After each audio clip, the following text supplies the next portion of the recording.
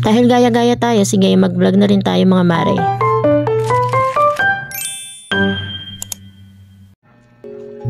Gabi na nga ulit dito at tayo maghahanda na ulit ng hapunan. Tara guys, samahan nyo na ako.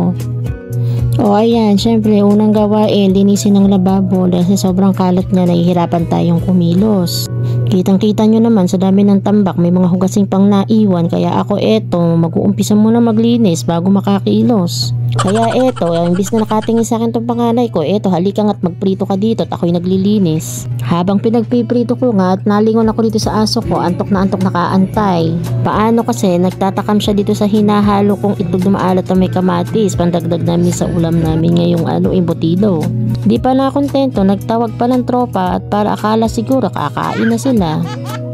Naku, may pa-ismail pa siya sa akin. Nakala talaga kakain na siya kasi naman nasa harapan niya yung pagkain. Pagpasensyahan nyo na guys yung aming bahay dahil talagang maliit lang yan. Actually malaki yan kahit papano, kaya lang nilatag nila yung aming papag. At eto na nga guys, kumain na kami ng mga oras na ito. Medyo natagalan, hindi nyo kami makikitang kumain ngayon sa table gawa ng tinamad lahat na mag-table. So ngayon, nag-enjoy kami at nagsisiksikan sa lapag. At yun lang po muna for today's video para sa aming mini vlog. Salamat po sa pagsama sa amin at sana po ay masubaybayan nyo at samahan pa kami sa aming mga susunod na mini vlog. Yun lang po. See you again. Bye!